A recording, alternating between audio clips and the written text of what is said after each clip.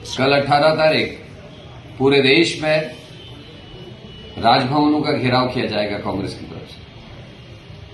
देश में एक ऐसी सरकार बैठी है जो बांग्लादेश में भारतीयों के ऊपर हो रहे अत्याचार पे अपने ही देश में आंदोलन कर रही है। सरकार का काम अपने देश में आंदोलन करना नहीं है। सरकार का काम है बांग्लादेश अगर कुछ गलत कर रहा है तो राजनयिक संबंध खत्म करे। बांग्लादेश अगर कुछ गलत कर रहा है अपनी सेना का इस्तेमाल करे।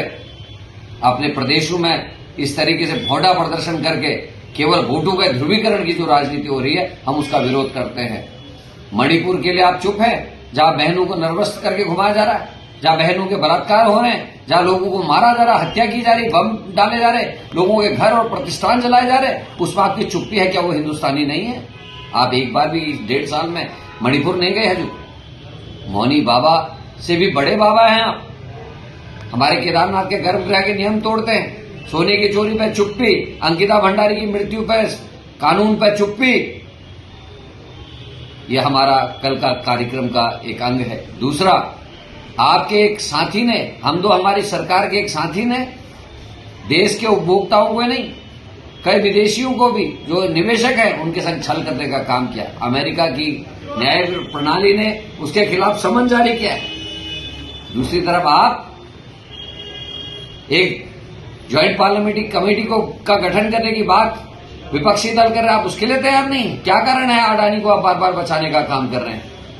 आप सस्ते कोयले को महंगा दिखा रहे, आप सस्ते उपक्रमों को महंगा दिखा रहे और उसकी वजह से उपभोक्ताओं के ऊपर अतिरिक्त भार पड़ेगा। हमारे देश के नागरिकों को महंगी बिजली खरीदनी पड़ेगी। उसके लिए आप दोषी है, आपका दोस्त दोषी है।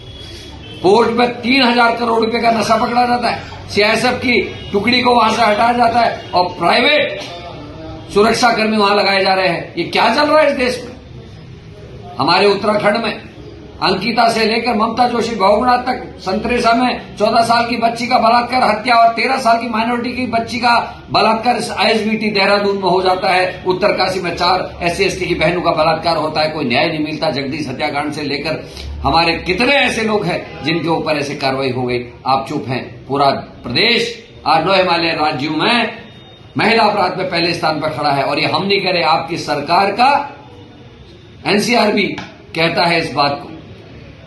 तो हम इन सारे मुद्दों को लेकर, महंगाई, भ्रष्टाचार, पेपर लीक, भर्ती घोटाले, खनन, इन सारे मामलों को लेकर हम कल राजभवन का घेराव करने जा रहे हैं। मैं अपने सभी मित्रों से, सभी कांग्रेस के वरिष्ठ जनों से, साथियों से, कांग्रेस के पदाधिकारियों से, आम जनमानस से निवेदन करना चाहता हूं कि कल बढ़ चढ़कर इस कार्यक्रम में भाग लें और मुझे उम्मीद है कल देहरादून की सड़कों में सैलाब उमड़ेगा और शायद भारतीय जनता पार्टी की आंख खुलेगी और मौनी बाबा शायद बोलना शुरू करेंगे।